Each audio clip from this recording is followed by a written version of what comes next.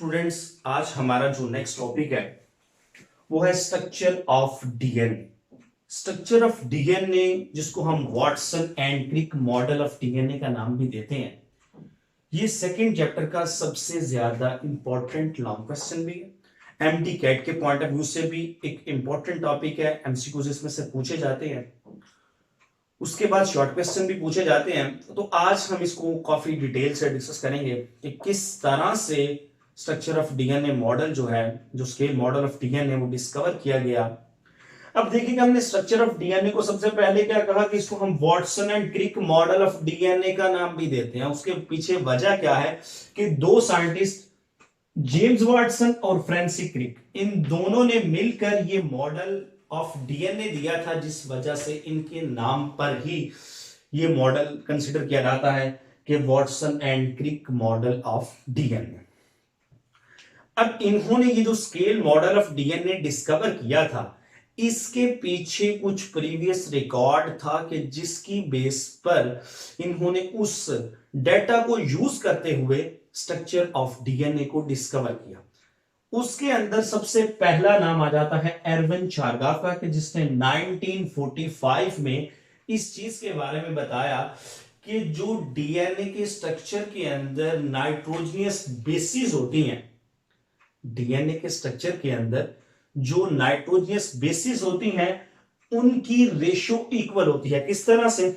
उसने कहा कि 4 तरह की डीएनए के अंदर नाइट्रोजनियस बेसिस पाई जाती हैं: एडेनिन, थायामीन, साइटोसिन और गवानीन। उसने कहा कि जितनी अमाउंट एक डीएनए के अंदर एडेनिन की होगी, उतनी ही अमाउंट थायामीन की होगी।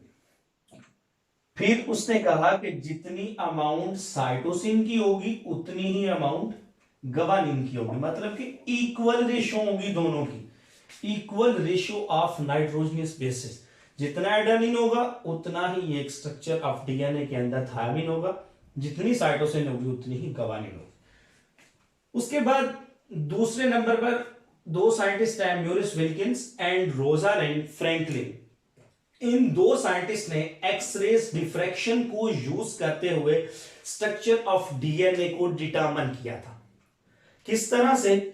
कि इन्होंने एक्सरेज जो डिफ्रैक्शन टेक्निक होती है, इसके अंदर किसी भी क्रिस्टलाइन सब्सटेंस में से बीम ऑफ एक्सरेज को पास करवा के डार्क और लाइट बैंड क्रिएट करके, तो डिफरेंट जो एटम्स की अरेंजमेंट होती है उसके बारे में जाना जाता है। इसकी डिटेल के अंदर हमें जाने की जरूरत नहीं है। मायोग्लोबिन है, हीमोग्लोबिन है, डीएनए का स्ट्रक्चर है, वो इसी एक्सरेज डिफ्रैक्शन को यूज करते हुए ही डिटरमाइन किया गया था। अब इसके बाद इस डेटा को यूज करते हुए इन्होंने स्केल मॉडल ऑफ डीएनए दिया, वॉटसन और क्रिक ने। अब हमने उसको अंडरस्टैंड करना है कि वो क्या था। उससे पहले हमें डीएनए के बारे में पता होना चाहिए कि डीएनए क्या है। प्रीवियस लेक्चर के अंदर हमने न्यूक्लिक एसिड को पढ़ा था। अगर किसी ने लेक्चर नहीं सुना तो वो आप लोग पहले वो उसको सुने। प्रीवियस लेक्चर के अंदर हम न्यूक्लिक एसिड को काफी डिटेल से डिस्कस किया था, और न्यूक्लिक एसिड के बारे में हमने कहा था कि न्यूक्लिक एसिड क्या है? ये पॉलीमर ऑफ न्यूक्लियोटाइड्स है।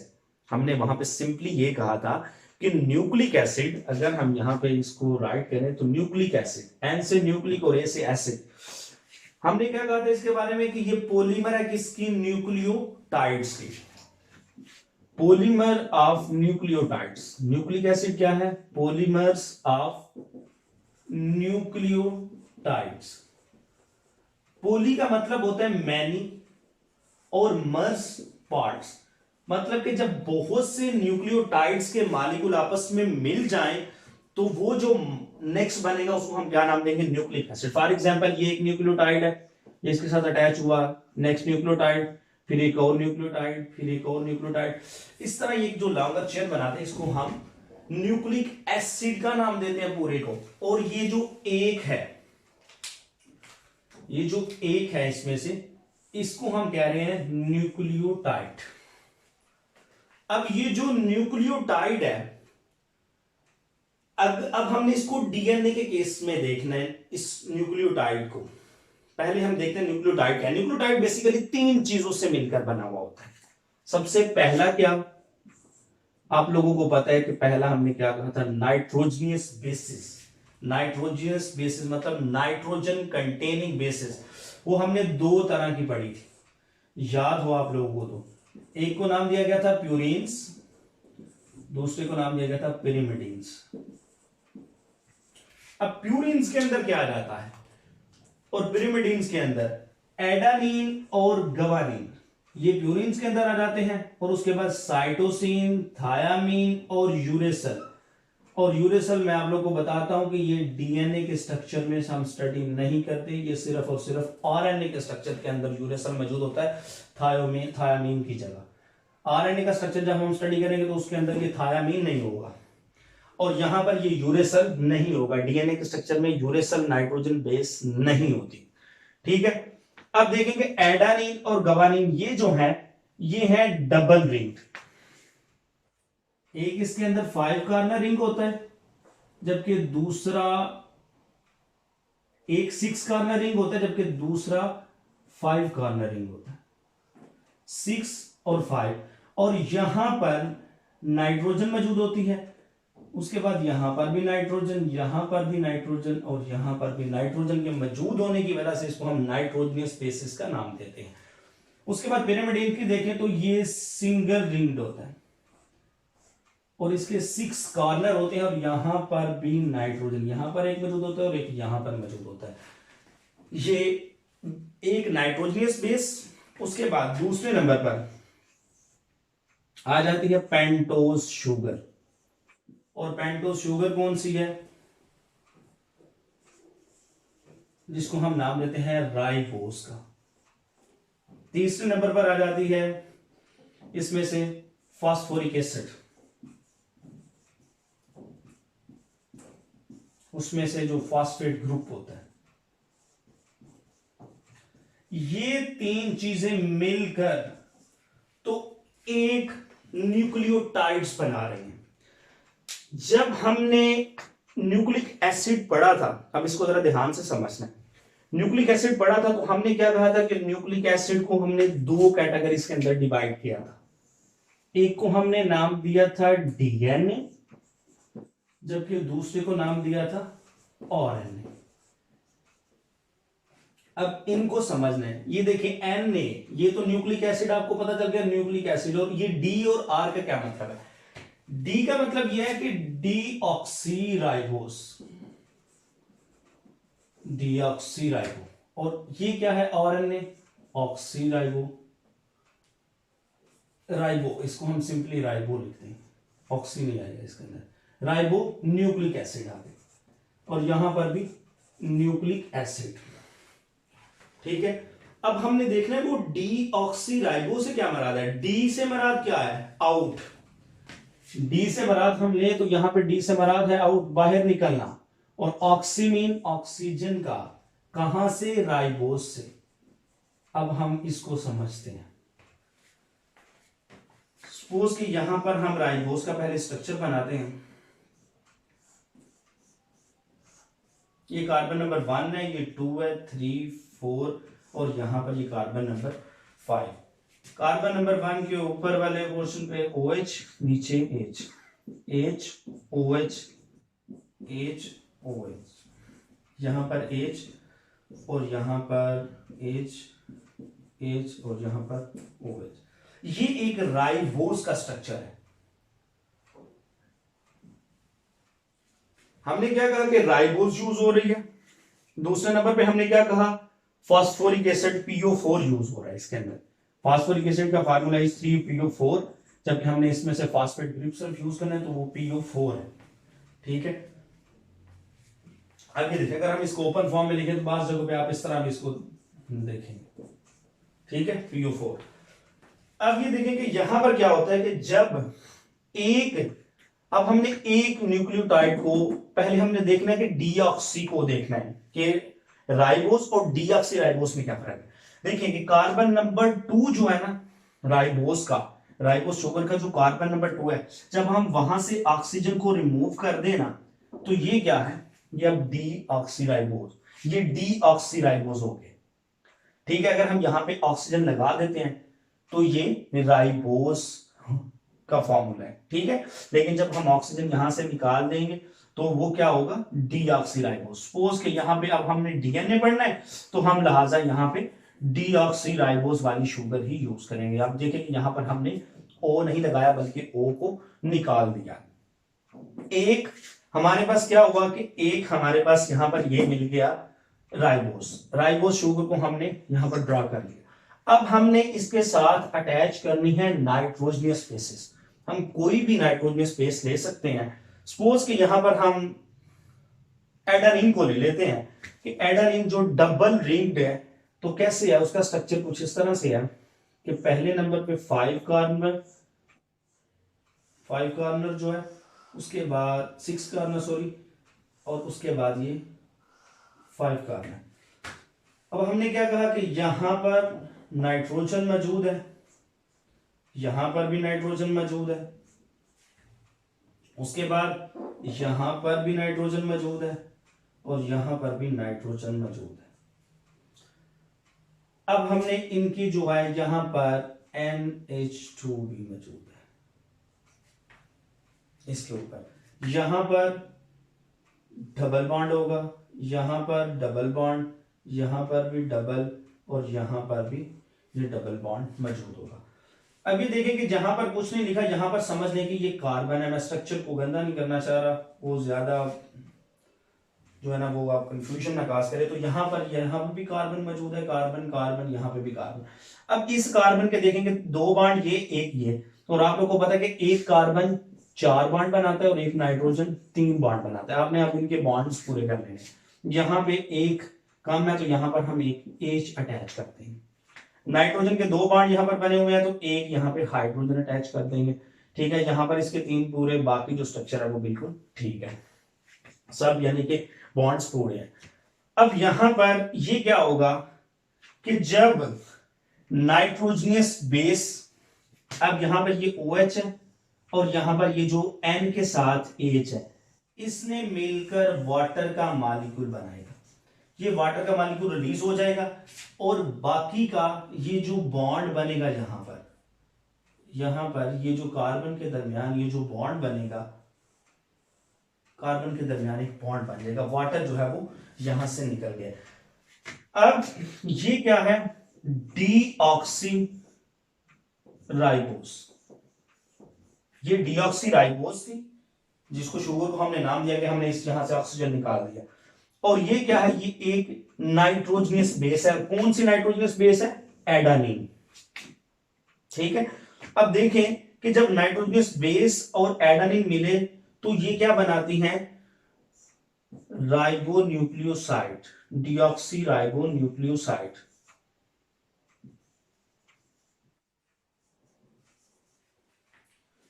ठीक है, डीऑक्सी राइबोन्यूक्लियोसाइड, ठीक है।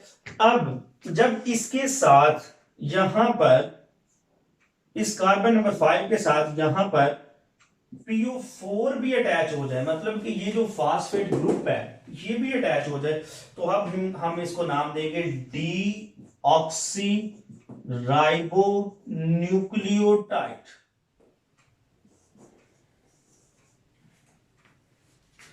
देखिए कि जब हमने ये जो राइबोस डीऑक्सीराइबोस शुगर है, ये नाइट्रोजनियस बेस है, जब ये दोनों मिलेंगे तो ये दोनों मिलकर क्या बनाएंगे, डीऑक्सी राइबोन्यूक्लियोसाइड, SID।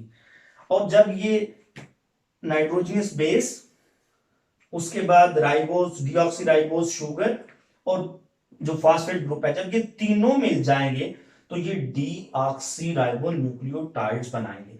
और polymer of deoxyribonucleotides, polymers of deoxyribonucleotide is called DNA। इसको हम नाम देते हैं DNA का।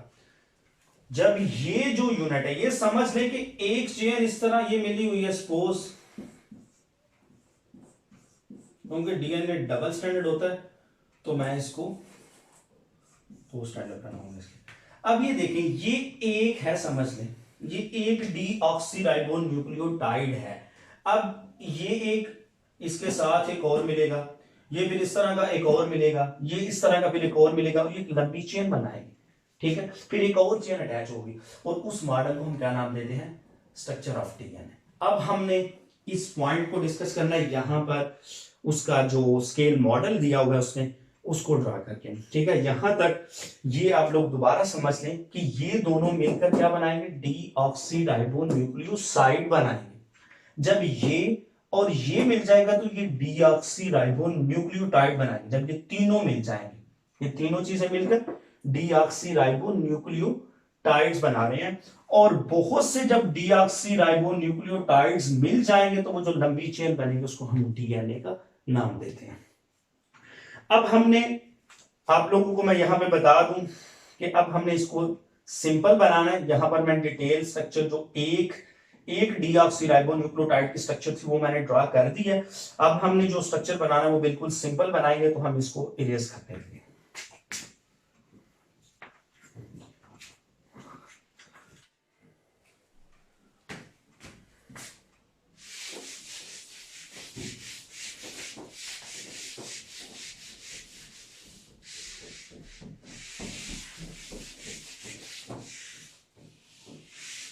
जी, अब हमने देखना है कि वो किस तरह उन्होंने स्केल मॉडल बनाया था।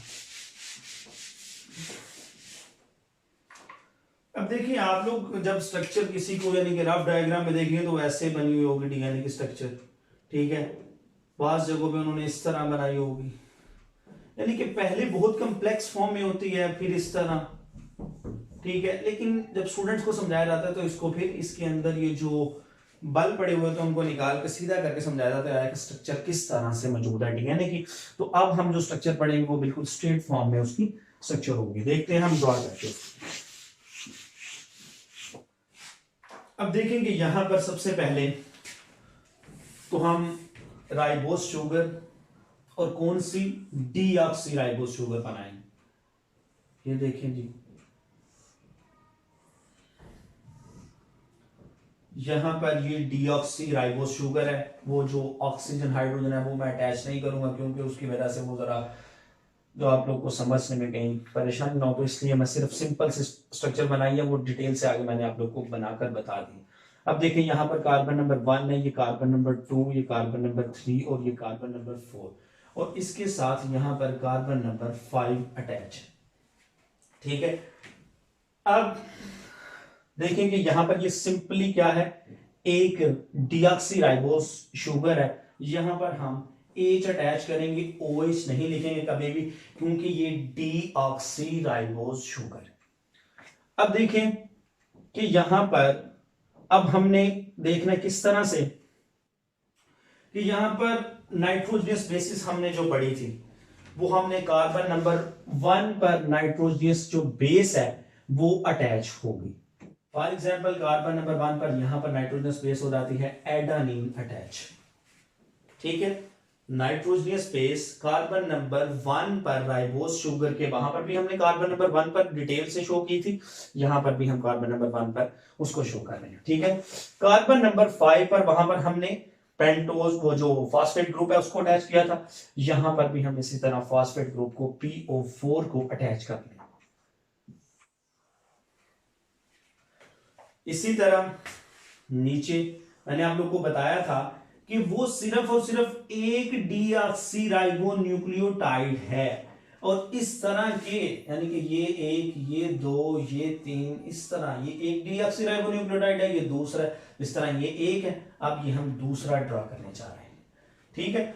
अब ये देखिए कि यहां पर क्या है कि यहां पर भी कार्बन नंबर 1 है, तो कार्बन नंबर 1 के साथ हम क्या अटैच करते हैं, नाइट्रोजनियस बेस। तो हम कोई सी भी नाइट्रोजनियस बेस अटैच कर सकते हैं, फॉर एग्जांपल साइटोसिन हमने अटैच कर लिया, ठीक है।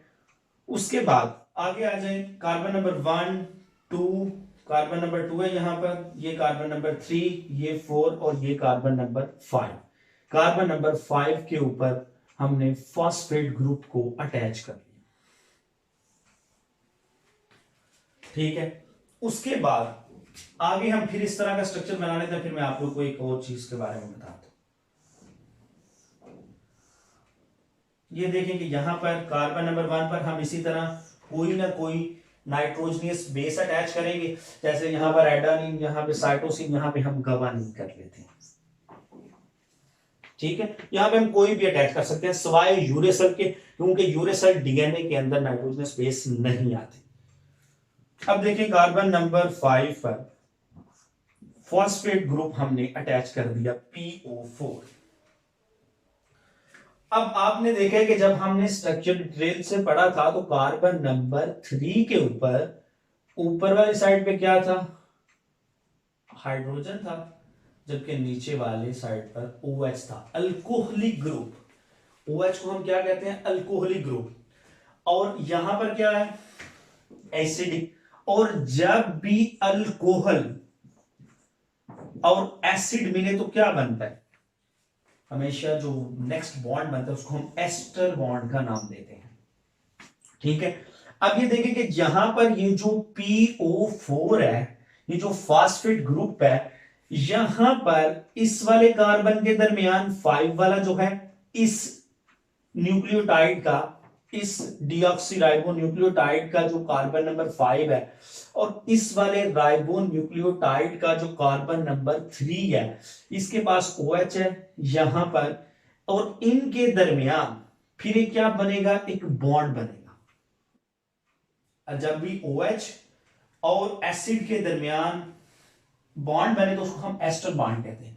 अब ये देखें कि ये बॉन्ड इस तरफ से भी बन रहा है और इस तरफ से भी बन रहा है, कार्बन नंबर 5 की तरफ से भी और इस राइबो डीऑक्सीराइबो न्यूक्लियोटाइड के कार्बन नंबर 3 की तरफ से। तो हम ये क्या कहेंगे इसको, फास्फो, क्योंकि फॉस्फेट ग्रुप है यहां पर, डाई, मतलब कि दोनों तरफ से बन रहा है, इस फॉस्फेट ग्रुप के दोनों तरफ से कौन सा बॉन्ड बन रहा है, एस्टर बॉन्ड, फास्फोडाइएस्टर बॉन्ड यहां पर ये बनेगा। इसी तरह अब मैं दोबारा यहां पे रिपीट नहीं इसको करूंगा। अब ये देखिए यहां पर भी कार्बन नंबर 3 है, ये कार्बन नंबर 5 है, इस वाले डीऑक्सीराइबोस न्यूक्लियोटाइड की।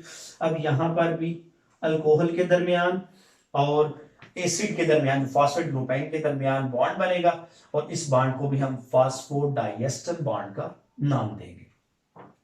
ये समझ लें एक चेन हो गई। अगर हम इसके आगे भी बनाना चाहें तो इसी तरह ये अटैच होती जाएगी। यहां पर हम 3 तक बना रहे हैं तो हम ये 3 यानी कि समझ लें, एक ये डीऑक्सीराइबो न्यूक्लियोटाइड है, उसके बाद ये डीऑक्सीराइबो न्यूक्लियोटाइड है, ये डीऑक्सीराइबो न्यूक्लियोटाइड है। अब आगे आ जाए।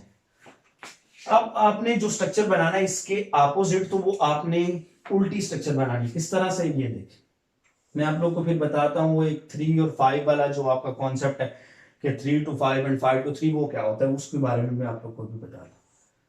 अब ये देखिए कि यहां पर अगर हम ये स्ट्रक्चर को ड्रा करें,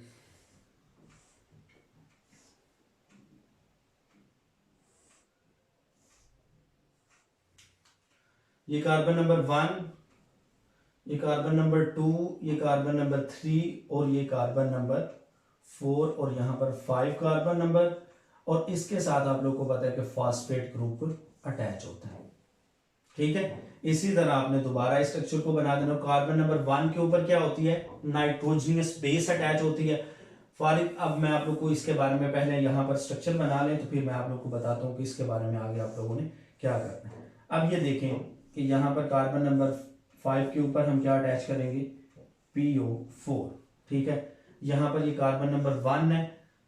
ठीक है, इसी तरह हम देखते हैं नाइट्रोजन स्पेसिस यहां पर आप लोगों ने कैसे अटैच करनी है। वहां पर तो आप रैंडमली कोई भी अटैच कर सकते हैं, लेकिन यहां पर आपने एक पॉइंट को जहन में रखना है। ये कार्बन नंबर 5 है तो इसके साथ PO4 फॉस्फेट ग्रुप अटैच है। ठीक है, अब ये देखें कि अगर ये कार्बन नंबर 1 है, ये कार्बन नंबर 2 है, तो ये कार्बन नंबर 3 है, और 3 का आपको पता है कि बॉन्ड किसके साथ बनता है, फॉस्फेट ग्रुप के साथ, जो आगे हमने फॉस्फोडाइएस्टर बॉन्ड की बात की है, तो यहां पर इसका बॉन्ड बनेगा। ठीक है, इसी तरह यहां पर ये 3 वाला कार्बन है तो इसका इसके साथ बॉन्ड बनेगा, और ये फॉस्फोडाइएस्टर बॉन्ड होता है, मैंने वहां पर आप लोगों को एक्सप्लेन कर दिया है। ठीक है, अब यहां पर ये वाला 3 वाला कार्बन है और यहां पर ये 5 वाला कार्बन है। ठीक है, यहां पर ये जो है ये 3 वाला कार्बन है और यहां पर ये वाला 5 वाला कार्बन है। ठीक है, अब देखिए कि जहां पर हमने कहा था कि आपने इसको, मैं आपको बहुत आसान फार्मूला बताऊंगा कि किस तरह से आप लोगों ने इसको बताना है। अब ये देखें, ये आप लोगों ने याद रखना फार्मूला, आफ्टर ट्विशन गर चलो। एडानिन जहां पर होगी उसके सामने आपने थायामीन लगाना, ठीक है। और पहले 2 आता है, बाद में 3 आता है। एडा आफ्टर डिवीजन के दरमियान 2 बॉन्ड होंगे, और गवानिन और साइटोसिन के दरमियान 3 बॉन्ड होंगे। आफ्टर डिवीजन घर चलो, एडानिन और थायामीन के दरमियान कितने बॉन्ड मैंने बताया? 2 बॉन्ड। अब और ये बॉन्ड कौन से होते हैं? ये हाइड्रोजन बॉन्ड होते हैं, क्योंकि जब हम एडानिन और थायामीन का स्ट्रक्चर को पढ़ेंगे तो वहां पर आपने देखा होगा जो है वो अमाइनो ग्रुप होते हैं, उसमें हाइड्रोजन होता है, partial positive partial negative charge होता है, तो उसकी वजह से जो बॉन्ड बनते हैं उसको हम हाइड्रोजन बॉन्ड का नाम देते हैं। और एडानिन के सामने हमेशा थायामीन आएगी, कभी भी साइटोसिन या गवानिन नहीं आएगी। और थायामीन के सामने हमेशा एडानिन आएगी, इसलिए मैंने आप लोग को याद रखने के लिए फार्मूला बता दिया, आफ्टर डिवीजन घर चलो, ठीक है। अब देखिए साइटोसिन है, तो साइटोसिन के सामने कौन सी आ रही है? गवानिन। और इसके दरमियान बॉन्ड कितने होंगे? 3 बॉन्ड होंगे। और ये बॉन्ड कौन से? Hydrogen bond. अब आगे आ जाएं, गवानिन, यहां पर गवानिन है तो यहां पर इस वाले कार्बन के ये साइटोसिन है, तो यहां पर भी बॉन्ड कितने होंगे? 3। अब आप लोगों ने हमेशा याद रखना है साइटोसिन और गवानिन के दरमियान 3 हाइड्रोजन बॉन्ड बनते हैं, इनका स्ट्रक्चर इस तरह से है। और एडानिन और थायामीन के दरमियान 2 हाइड्रोजन बॉन्ड बनते हैं, क्योंकि इनका स्ट्रक्चर 2 बॉन्ड ही बना सकता है। अब हम उन पॉइंट्स की तरफ जरा आ जाएं कि वो पॉइंट्स हमने यहां पे सारे डिस्कस कर लिए, मैंने वहां पे भी आप लोग को एक दफा बता दूं। सबसे पहला पॉइंट क्या है कि डीएनए 2 पॉलीन्यूक्लियोटाइड स्ट्रैंड्स है, ठीक है। पोली का मतलब मैंने आप लोगों को बताया क्या है? मैनी। पोली का मतलब है बहुत सारे, मैनी। और न्यूक्लियोटाइड्स मैंने आप लोग को अभी काफी डिटेल से बताया है कि ये एक न्यूक्लियोटाइड है। और डीएनए के अंदर कौन सा न्यूक्लियोटाइड होगा? डीऑक्सीराइबोस न्यूक्लियोटाइड के, जिसके कार्बन नंबर 2 पर ऑक्सीजन मौजूद नहीं होती। कि बहुत से न्यूक्लियोटाइड्स के जो मॉलिक्यूल्स हैं वो मिलकर 2 स्ट्रैंड बनाते हैं, एक स्ट्रैंड ये और एक स्ट्रैंड ये। दूसरा, वाइल्ड टू फॉर्म हेलिक्स, ये हेलिकल फॉर्म में स्ट्रक्चर होता है। जब आप कभी देखेंगे इस स्ट्रक्चर को तो ये आप लोग को समझाने के लिए इस तरह स्ट्रेट किया रहा है, अदरवाइज ये इस तरह हेलिकल फॉर्म में स्ट्रक्चर मौजूद होता है। आप जिस तरह वो एक घूमने वाली सीढ़ी होती है जो छत के ऊपर जाती है, इस तरह घूम के बिल्कुल उस तरह की इसका स्ट्रक्चर मौजूद होता है, ठीक है। अगर उसके अंदर देखें, उसके अंदर अगर वो सीढ़ी को देखें ना, तो वो सीढ़ी किस तरह से होती है? इस तरह से वो घूम रही होती है, ठीक है ना। उसकी दोनों साइडों पे वो पकड़ने के लिए, सपोर्ट के लिए होते हैं, हाथ रखने के लिए। समझ लें कि वो जो दोनों साइडों के है ना, वो ये वाला पोर्शन है, फास्फेट और जो ये जो पेंटोस शुगर है, ये मिलकर वो साइड वाली रेल बना रहे हैं। और जो स्टेप है ना, वो ये नाइट्रोजनियस बेसिस मिलकर बना रहे हैं। जिसपे हम पाँव रखते हैं वो समझ लें ये है, और जिसके ऊपर वो हम हाथ रख के उसको सपोर्ट लेके ऊपर चढ़ते हैं, तो उसको हम ये फास्फेट और पेंटोस जो शुगर है ना, वो मिलकर इसको बनाए हुए हैं। अब देखें आगे चलें, anti parallel to each other, ये एक दूसरे के एंटी पैरेलल है, मतलब एक इधर को जा रहा है और दूसरा इधर को, एंटी पैरेलल है। किस तरह से? आपने बड़ा सुना होगा 3 से 5 और 5 से 3 कि डीएनए जो है वो 3 से 5 की फॉर्मेशन में और 5 से 3 की। अब आज वो भी आप लोग का कॉन्सेप्ट क्लियर हो जाएगा। अब देखें, ये एक पेंटोस शुगर, इसका कार्बन नंबर 1, ये 2, 3, 4 और 5। यहां पर ये कार्बन नंबर 5 जो है, अब देखें यहां पर आगे कोई इसके साथ किसी ने बॉन्ड बनाया हुआ है? नहीं, मतलब कि ये फ्री है। ये कार्बन नंबर 5, मतलब ये 5 से स्टार्ट हो रहा है। मैं डिफरेंट कलर से आप लोगों को शो करवा देता हूं ताकि ये 5, यानी कि 5 कार्बन यहां पर 5 एंड फ्री है। यहां पर आ जाए, यहां पर लास्ट पर देखें 1, 2, 3, ये जो 5 वाला ये तो ऊपर वाले उसने ऊपर के साथ बॉन्ड बनाया हुआ, लेकिन 3 वाला फ्री है। ये जो 3 वाला है 5 to 3। अब हम देखते हैं एंटी पैरेलल कैसे है। वो 5 से 3, ऊपर से नीचे की तरफ 5 से 3। अगर पैरेलल होता तो ये भी 5 से 3 हो रहा था, लेकिन एंटी पैरेलल है।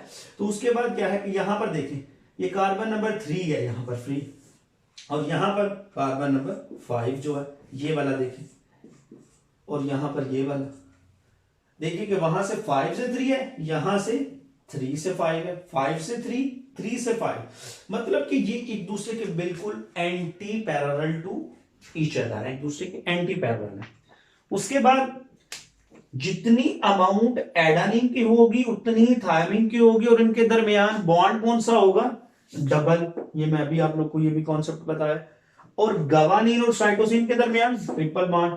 आप लोगों ने इसको इसी तरह से याद रखना है, आफ्टर डिवीजन घर चलो, जहां पे देखा साइटोसिन है उसके साथ बॉन्ड जब भी बनेगा गवानीन का बनेगा, और बॉन्ड भी 3 बनेगा, और कौन सा बॉन्ड, हाइड्रोजन बॉन्ड। आगे चले, स्ट्रैंड कनेक्ट किसके थ्रू, हाइड्रोजन बॉन्ड के थ्रू, ये मैंने अभी आप लोग को बता दिया। उसके बाद इसकी थोड़ी मैं लेंथ आप लोग को इस चीजों के बारे में बता दूं। अब ये देखें कि अगर हम इसके टर्न की बात करें, यहां पर हम इसको इरेज कर लेते हैं यहां से थोड़ा,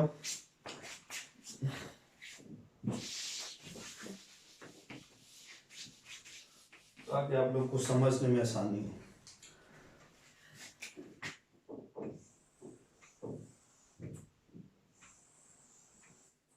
अब यहां से लेकर यहां तक ये वाला जो है, ये एक टर्न है इसका, और एक टर्न के अंदर जो है वो, एक टर्न के अंदर अगर हम एक टर्न की बात करें तो उसके अंदर 3.4 नैनोमीटर का फासला होता है। ठीक है, 3.4 नैनोमीटर का, एक टर्न के अंदर 3.4 नैनोमीटर का फासला होता है, और इसके अंदर 10 बेस पेयर्स होती है, यानी कि 10 बेस पेयर्स यहां पर मौजूद होती है। 3.4 नैनोमीटर एक टर्न का फासला होता है, यहां से लेकर यहां तक, ये एक टर्न है। ठीक है, उसके बाद ये जो यहां पर ये देखिए, ये जिस तरह मैंने आप लोगों को सीधी की एग्जांपल दी, ये स्टेप है, ये एक नाइट्रोजनियस बेस से लेकर दूसरी नाइट्रोजनियस बेस के दरमियान जो डिफरेंस होता है वो 0.34 नैनोमीटर का होता है। कितना होता है, 0.34 नैनोमीटर का एक, ये जो बॉन्ड बने हुए हैं नाइट्रोजन बेसिस के दरमियान, एक से दूसरी के दरमियान जो फासला होता है, इसके दरमियान 3.4 का, इसके दरमियान 3.4 का, यानी कि इतना इनके दरमियान डिस्टेंस होता है, और एक टर्न के अंदर 3.4 नैनोमीटर जो है वो फासला कवर करते हैं, और उसके अंदर 10 जो है वो बेस पेयर्स आ जाते हैं। ठीक है, उसके बाद यहां तक आप लोगों के सारे जो पॉइंट है हमने जो है वो क्लियर कर दिए हैं कि क्या है स्ट्रक्चर, किस तरह से 3, 5 एंड आज के बाद इंशाल्लाह आप लोग को इस तरह कोई टेंशन नहीं होगी। उसके बाद एक छोटा सा कॉन्सेप्ट रह गया कि मेजर ग्रूव्स और माइनर ग्रूव्स क्या होते हैं। ठीक है, अब ये देखें कि जब हम स्ट्रक्चर ड्रा करते हैं तो ये जो अंदर की तरफ थोड़ा सा धंसा हुआ पोर्शन होता है ना, उसको हम माइनर ग्रूव्स कहते हैं। ठीक है, और ये जो ज्यादा सा होता है इसको हम मेजर ग्रूव्स कहते हैं। मेजर ग्रूव्स और माइनर ग्रूव्स, ये जब हम हेलिकल स्ट्रक्चर में होता है तो तब इनके अंदर ये मेजर और माइनर ग्रूव्स बनते हैं। उसके बाद जितनी भी इंफॉर्मेशन हमारी होती है ना, आप लोग को पता है कि वो डीएनए के अंदर स्टोर्ड फॉर्म में होती है।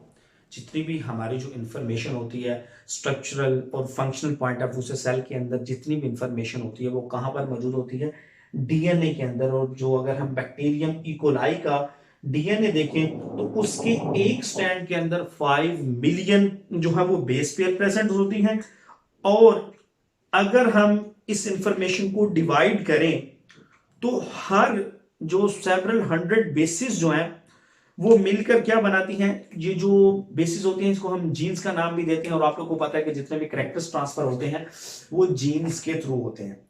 और उसके बाद सबसे पहली जीनोम जो सबसे पहले टाइम पे डिस्कवर की गई थी, यानी कि जिसकी मुकम्मल तौर पे जीनोम की सीक्वेंस को डिस्कवर किया गया था, वो हीमोफिलस इन्फ्लुएंजा है, जो कि जुलाई 28 1995 को डिस्कवर की गई थी। ठीक है, ये जो इंफॉर्मेशन है ये माइनर इंपॉर्टेंट है। आप लोग यहाँ पे ये जो कॉन्सेप्चुअल चीजें हैं इसके बारे में आप लोगों का कोई क्वेश्चन हो तो वो आप लोग पूछ सकते हैं। यहां तक आप लोग का आज जो है वो ये पूरा टॉपिक मुकम्मल हुआ। मैं आप लोग को सिंपल सी इसकी थोड़ी सी समरी दे देता हूँ कि सबसे पहले हमने क्या कहा स्ट्रक्चर ऑफ डीएनए के बारे में। डीएनए के बारे में हमने क्या कहा कि ये पॉलीमर है किसका, डीऑक्सीराइबोन्यूक्लियोटाइड्स का, मतलब कि ऐसी राइबोस शुगर है इसके अंदर के जिसके कार्बन नंबर 2 के ऊपर ऑक्सीजन मौजूद नहीं होती। ये एक डीऑक्सीराइबोस शुगर है। मैं यहाँ पर अब बता देने लगूँ आप लोग को, ये समझ लें ये एक डीऑक्सीराइबोन्यूक्लियोटाइड है, ठीक है। इसी तरह ये दूसरा है, ये तीसरा है, ये मिलकर एक लंबी चेन बनाते हैं और वो जो चेन्स है उसके एंटी पैरेलल एक और चेन बनती है और डबल स्टैंडर्ड स्ट्रक्चर को ही हम डीएनए का स्ट्रक्चर का नाम देते हैं। और ये जो मेजर ग्रुप्स माइनर ग्रुप्स ये मैं ऑलरेडी आप लोग को एक्सप्लेन कर चुका हूँ।